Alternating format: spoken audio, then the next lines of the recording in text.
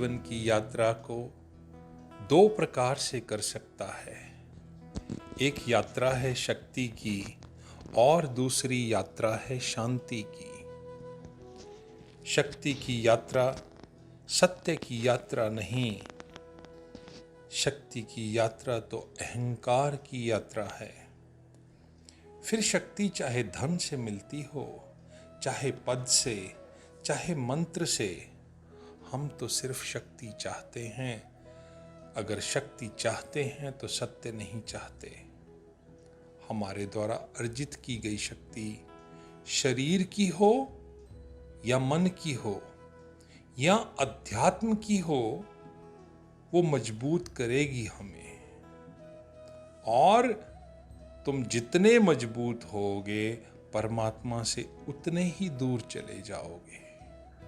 तुम्हारी शक्ति परमात्मा के समक्ष तुम्हारे अहंकार की घोषणा है। तुम्हारी शक्ति ही तुम्हारे लिए बाधा बनेगी। तुम्हारी शक्ति ही वास्तविक अर्थों में परमात्मा के समक्ष तुम्हारी निर्बलता है। तो तुम जितने शक्तिशाली बनोगे अपनी आंखों में, उतने ही परमात्मा के द्वार पर निर्बल होते चले जाओगे। इसीलिए शक्ति की खोज वास्तविक मानव की खोज नहीं है, शांति की खोज है वास्तविक। लेकिन आदमी उस दिशा में जाता है क्योंकि जो हम संसार से खोजते हैं वही हम परमात्मा में भी खोजते हैं। जो हमें यहाँ नहीं मिला उसे हम वहाँ पा लेना चाहते हैं। बाजार में खोजा जिसे वह नहीं मिला, उसे हम मंदिर में खोजते हैं। धन में खोजा जिसे नहीं मिला, उसे हम धर्म में खोजते हैं। लेकिन खोज वही है, खोज करने वाला भी वही है, जरा भी नहीं बदला। एक जगह असफल हुआ तो दूसरी जगह सफलता की आकांक्षा जमा लेते हैं। लेकिन तुम शक्तिशाली होना क्यों चाहते हो? तुम होना चाहते हो, यही तुम्हारा दुख है। तुम मिटोगे तो आनंद घटेगा, अमृत की वर्षा होगी और परमात्मा की प्राप्ति होगी। लेकिन तुम्हारे रहते ये घटने वाला नहीं। हमारी आध्यात्मिक शक्ति हमें मानसिक रूप से बहुत मजबूत करती है। मंत्रों की शक्ति बहुत अहंकार का कारण बन जाती है। मंत्र मन को एकाग्र करता है। तुम्हारी सारी बिखरी हुई मन की किरणों को इकट्ठा करता है। मंत्र कोई भी हो, इससे कोई फर्क नहीं पड़ता। मंत्र का काम मन को एकाग्र करने से है।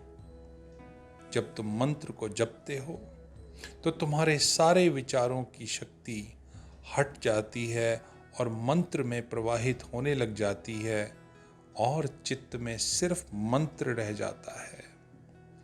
जब तुम विचार कर रहे हो तब इकट्ठे नहीं हो, बंटे हुए हो, थोड़े इस विचार में, थोड़े उस विचार में, डिवाइडेड हो। जब तुम मंत्र जप रहे हो तब तुम्हारी सारी ऊर्जा एक ही दिशा में प्रवाहित होती है। जैसे हम सन की रेज को एक लेंस से इकट्ठा कर लेते हैं तो आग पैदा हो जाती है। सूरज की किरणों में तो आग छिपी हुई है। ऐसे ही हमारे मन में भी बड़ी आग छिपी हुई है। मंत्र उन्हें इकट्ठा करने का उपाय है। इकट्ठे होते ही बड़ी ऊर्जा पैदा होती है। और अगर तुम लगातार मंत्र का प्रयोग करते रहो तो तुम्हारे जीवन में अनेक शक्ति की घटनाएं घटनी शुरू हो जाती हैं और तुम्हें अहंकार का बड़ा रस देती हैं। जो तुम कहोगे वो सच होने लगता है। जो तुम बोल दोगे वैसा ही हो जाएगा।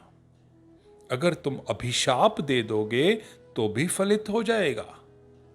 अगर तुम वरदान दे दोगे तो भी पूरा हो ही जाएगा, क्योंकि तुम्हारी ऊर्जा इतनी इकट्ठी हो गई है कि तुम्हारे शब्द अब सार्थक होने लगे हैं, उसके परिणाम आने शुरू हो गए हैं। एक बार तुम्हारे वचन सार्थक होने लगे तो तुम्हारा आत्मविश्वास बढ़ेगा और तुम और बलशाली होने लगोगे। जितना तुम्हारे वचन सही होंगे उतना ही तुम्हें लगेगा कि कोई दिव्य शक्ति है, कोई सिद्धि से भरा हुआ हूं, और ये भरोसा तुम्हारे मंत्रों को मजबूत करेगा। हर मंत्र तुम्हारे भरोसे को मजबूत करेगा और तुम धीरे धीरे अनेक शक्तियों का अनुभव करोगे। ये जो शक्तियों का अनुभव है, इन्हें सिद्धियां कहा गया है। ये सिद्धियां परमात्मा के मार्ग पर सबसे बड़ी बाधाएं हैं। इनकी तरफ नहीं जाना आपने।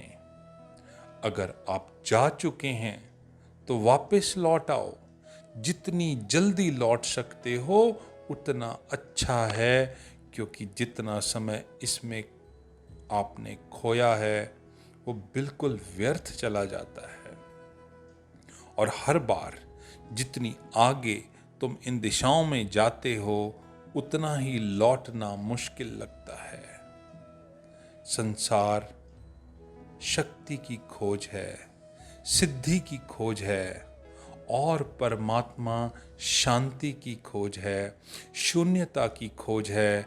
वहां तुम मिटते हो और धीरे धीरे लीन हो जाते हो। सिद्धि की खोज में आखिर में तुम बचोगे, शांति की खोज में तुम बच ना सकोगे। अंत में सिर्फ परमात्मा बचेगा, और जब तक तुम हो तब तक परमात्मा नहीं, जब तक परमात्मा है तब तुम नहीं।